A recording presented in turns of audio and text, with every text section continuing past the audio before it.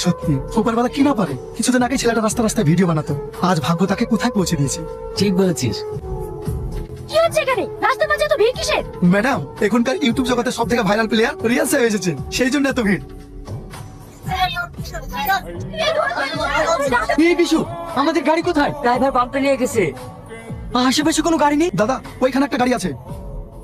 Riaz, Riaz, driver কোথাও দাঁড়াবে না, সরাসরি হসপিটালে নিয়ে যাবে, তাড়াতাড়ি যাও। রিয়াজ, রিয়াজ।